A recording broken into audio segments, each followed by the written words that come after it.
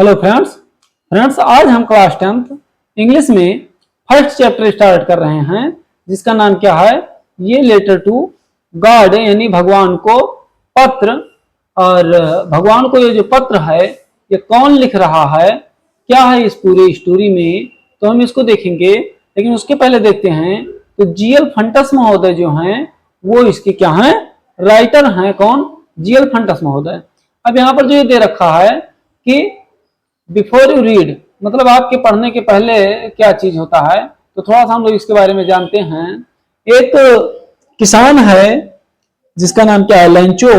और वो क्या करता है, भगवान को पत्र लिखता है। क्यों? क्योंकि उसका फसल जो है वो बर्बाद हो जा रहा है और भगवान को वो पत्र लिखता है। तो क्या भगवान के पास तक वो पत्र पहुंचता है? क्या भगवान उसे पैसे भेजते हैं क्योंकि वो पैसे की मांग करता है भगवान से? तो ये सभी आंसर को जानने के लिए हम लोग आगे पूरी की पूरी स्टोरी पढ़ेंगे।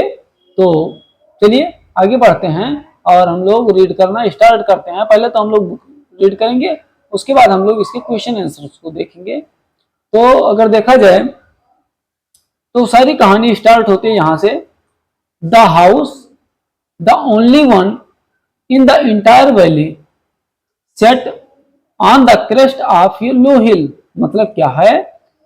द हाउस एक घर, द ओनली वन केवल, इन द इंटायर मतलब संपूर्ण, वैली मतलब घाटी, सेट स्थित, on the crest of low hill यानी एक छोटी पहाड़ी की चोटी पर, क्रेस्ट मतलब चोटी पर स्थित है। और पहले वाला काम में लगता है आपको आ गया होगा कि एक ऐसा घर जो केवल उस संपूर्ण घाटी में केवल एक अकेला घर है जो कि छोटी पहाड़ी यानी लो हिल निचली पहाड़ी के चोटी पर स्थित है। फ्रॉम से दिस हाइट मतलब इस ऊंचाई से one could see the river and the field of ripe car मतलब पके फसल, dotted with the flowers that always promised ये गुड हार्वेस्ट मतलब प्रॉमिस्ड मतलब वादा करते हैं, ऑलवेज मतलब सदैव, हार्वेस्ट मतलब फसल। तो क्या है कि इस ऊंचाई से आप नदी और पके फसल के खेत देख सकते हैं जो कि एक अच्छे फसल होने का वादा करते हैं। ठीक है, आगे बढ़ते हैं। The only thing the earth needed, the only thing मतलब केवल एक ऐसी चीज है, the only thing earth needed was ये डाउनपोर मतलब एक बरसात की, और एटलीस्ट ये सावर, अगर डाउनपोर मतलब एक तेज धार वाली बरसात ना हो तो एटलीस्ट अंततः ये सावर एक फुहार ही हो, मतलब कि जो फसल है उसको, पृथ्वी को क्या चाहिए कि सिर्फ और सिर्फ एक बारिश की आवश्यकता है। अगर बहुत तेज बारिश ना हो पाए तो कम से कम एक फुहार की तो आवश्यकता है ही। थ्रो आउट द मॉर्निंग लंचो, पूरी सुबह से लंचो जो मेन किरदार है कहानी का, लंचो who knew his field intimately जो कि अपने खेतों को बहुत पास से, बहुत नजदीक से, बहुत कायदे से जानता है। हैड डन नथिंग उसने कुछ नहीं किया। Else but see the sky towards the north east उसने सिर्फ और सिर्फ काम क्या किया है कि केवल और केवल उत्तर पूर्वी ओर आकाश में बादलों की ओर देखता रहा, आकाश की ओर देखता रहा उसको कि उसको हो सकता है कुछ पानी मिल जाए। चलिए फिर देखते हैं। Now we are really going to get some water woman, और वो क्या कहता है कि अब हमें वास्तव में शायद कुछ पानी मिल जाएगा। किससे कहता है? औरत से कहता है। The woman who was preparing supper, औरत जो है वो क्या कर रही है? प्रिपेयरिंग सुपर मतलब जो भोजन तैयार कर रही थी। रिप्लाइड यस, और औरत ने क्या काम किया? उसने उत्तर दिया कि हाँ, गॉड विलिंग यदि ईश्वर की इच्छा होगी तो, गॉड विलिंग मतलब ईश्वर की इच्छा होगी, जब दैवीय कृपा होगी, ईश्वर चाहेंगे तो। ठीक है। The older boys were working, the older boys were working in the field जो बड़े बच्चे हैं वो खेतों में काम कर रहे थे। while जबकि the smaller ones were playing near the house, जबकि छोटे बच्चे क्या थे, वो घर के पास खेल रहे थे, until जब तक the woman called to them all, उन सभी को बुलाया नहीं, जब तक वो महिला ने क्या किया, उन सबको बुलाती नहीं है कि आप लोग आइए, क्या क्या कहती है, आइए देखते हैं, कम मतलब आओ, फॉर डिनर यानी रात्रि भोज के लिए, रात का खाना खाने के लिए आप लोग आइए। जब तक वह स्त्री उनको बुलाते नहीं तब तक बच्चे वहीं पर क्या करते हैं, खेलते हैं, और बड़े बच्चे खेतों में काम करते हैं। ठीक है, आगे बढ़ते हैं। It was during the meal that, और भोजन करने के दौरान ही क्या हुआ, ड्यूरिंग मतलब दौरान, क्या होता है, जस्ट एज, जैसे, आगे बढ़ते हैं, क्या होता है, Lencho had predicted, just as जैसा कि लैंचो ने, लैंचो हैड प्रिडिक्टेड मतलब भविष्यवाणी की थी, अनुमान था, प्रिडिक्टेड मतलब भविष्यवाणी या अनुमान। Big drops of rain began to fall, यानी वर्षा की बड़ी बूंद क्या हुआ, गिरना शुरू हो गया, जैसा लैंचो का भविष्यवाणी था। In the north east huge mountains of clouds could be seen approaching, मतलब अप्रोचिंग मतलब आते हुए, माउंटेन्स मतलब पहाड़, ह्यूज मतलब विशाल, नॉर्थ ईस्ट मतलब उत्तर पूर्वी, क्लाउड्स मतलब बादल। अब क्या हुआ, उत्तर पूर्व में बड़े विशाल पर्वत जैसे बादल आते हुए दिखाई दिए और हुआ क्या, वर्षा की बड़ी बड़ी बूंदें गिरने लगी। The air was fresh and sweet, और हवा जो थी वो बढ़िया सुहावनी हो गई, सुहावनी हवा बहने लगी। The man went out for no other reason, ध्यान, और जो आदमी था यानी लैंचो, जो लैंचो था वो क्या हुआ कि वो बाहर आया, बिना किसी कारण के, किस लिए बाहर आया देखते हैं। To have the pleasure of feeling the rain on his body, मतलब कि बरसात की इन बूंदों को क्या करने के लिए, अपने शरीर पर महसूस करने के लिए, उस खुशी को महसूस करने के लिए। यहां पर अगर देखें तो प्लेजर मतलब क्या होता है, प्लेजर मतलब होगा खुशी, प्लेजर मतलब खुशी होता है, फीलिंग मतलब महसूस करना, ठीक है, और अपनी बॉडी पर महसूस करने के लिए आया। आगे बढ़ते हैं। एंड व्हेन ही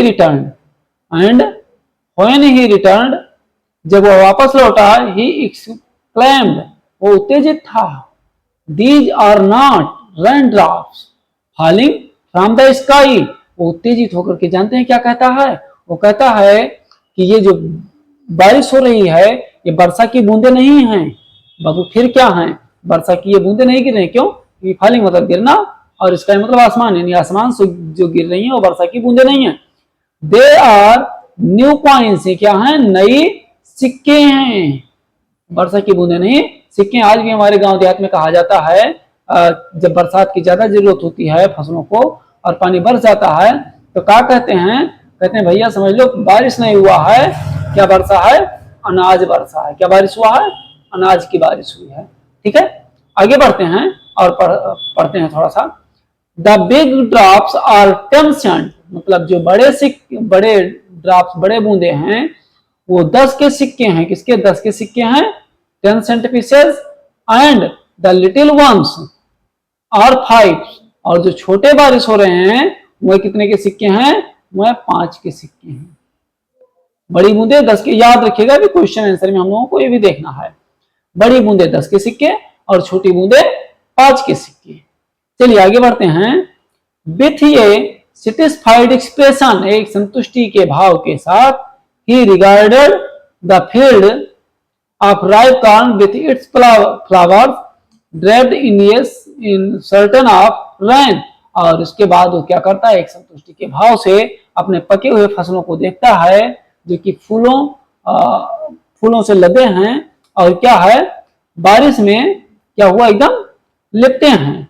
ठीक है, बट सडनली, लेकिन अचानक, ये strong wind again to blow, लेकिन अचानक से क्या होता है, एक तेज हवा का झोंका बहना शुरू करता है, ब्लो मतलब बहना शुरू कर देता है। और क्या होता है, and along with the rain, और बरसात के साथ साथ very large hailstones began to fall हो। वर्षा के साथ साथ क्या होता है कि बड़े बड़े ओले गिरना प्रारंभ हो जाते हैं। हेलस्टोन्स मतलब ओले, ओले आप जानते होंगे ना, बर्फ बर्फ गिरना। गांव देहात में लोग कहते हैं पत्थर गिरने लगा, ठीक है। बिगेंस मतलब शुरू हो जाते हैं, टू फॉल गिरने शुरू हो जाते हैं। These truly did resemble new silver coins, लेकिन वास्तव में अब ये नए चांदी के सिक्के हैं। तो नए चांदी के सिक्के को लेंचो ने किसको कहा, तो उसने हेल स्टोन्स को कहा, ना कि बारिश की बूंदों को कहा। तो इसको ध्यान में रखिएगा, कुछ लोग गलत यहाँ पर करते हैं कि जब पूछा जाता है कि बारिश की बूंदों को लेंचो ने क्या कहा, तो कुछ लोग क्या लिख देते हैं, न्यू सिल्वर कॉइन्स लिख देते हैं, जबकि ये गलत है। न्यू सिल्वर कॉइन्स किसने कहा, हेल स्टोन्स को कहा, ठीक है। आगे बढ़ते हैं। द बॉयज, जो बच्चे हैं, exposing themselves to the rain run out to collect the frozen pulse, और बच्चे क्या होते हैं, दौड़ करके अपने आप को बाहर निकालते हैं, भीगते हुए बाहर आते हैं और क्या करते हैं, वह उनको जमे हुए मोतियों जैसे हेल स्टोन्स को क्या करते हैं कि इकट्ठा करना शुरू कर देते हैं, ठीक है। थोड़ा सा और आगे बढ़ते हैं और देखते हैं। It is really getting bad now, ये रियली मतलब वास्तव में, गेटिंग मतलब हो रहा है, बैड नाउ मतलब बुरा, ये वास्तव में अब बुरा हो रहा है। एक्सक्लेम्ड द मैन, आदमी ने कहा। आई होप, मैं आशा करता हूं, इट पासेज क्विकली, ये बहुत ही जल्द गुजर जाएगा। It did not passes quickly, लेकिन ये वास्तव में क्या हुआ कि जल्द नहीं गुजरा। For an hour the half rained on the house, लेकिन हुआ क्या कि an hour the half rained on the house, और लगभग 1 घंटे तक लगातार बारिश होता रहा। और उसके बाद द गार्डन मतलब क्या हुआ कि हाउस और बगीचे में सब पे बारिश होता रहा। द हिल साइड, पूरी पहाड़ी पर होता रहा। द कार्न फील्ड, यानी खेतों में भी बारिश होता रहा। उसके बाद हुआ क्या, ऑन द होल वैली, यानी संपूर्ण घाटी में लगभग 1-1.5 घंटे तक बारिश होता रहा। यहाँ पर गड़बड़ हुआ, हाल्फ नहीं हेल हेल लिखा है, ठीक है। ये ओले लगभग 1 घंटे तक बारिश होते रहे।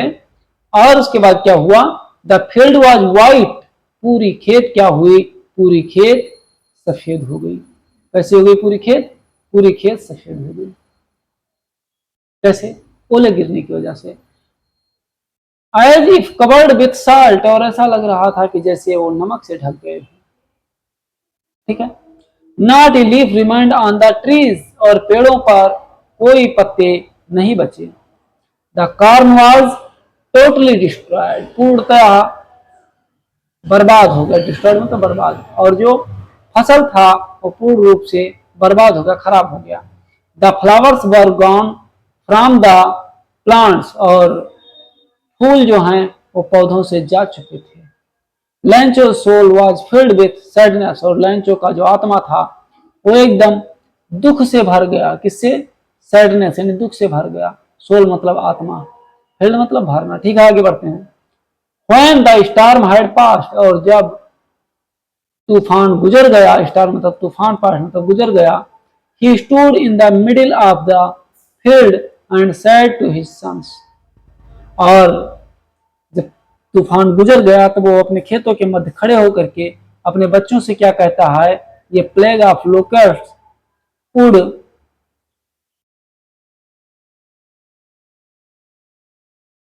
Have left more than this, यानी जो टिड्डियां हैं वो इससे भी ज्यादा, लोकेस्ट मतलब टिड्डियां हैं वो इससे भी ज्यादा, लेफ्ट मतलब छोड़ देना, इससे भी ज्यादा छोड़ देती। The hell has left nothing, लेकिन इस ओले ने तो कुछ भी नहीं छोड़ा। नथिंग मतलब कुछ भी नहीं छोड़ा। बहुत दुख हुआ भाई, कुछ भी नहीं छोड़ा, ठीक है।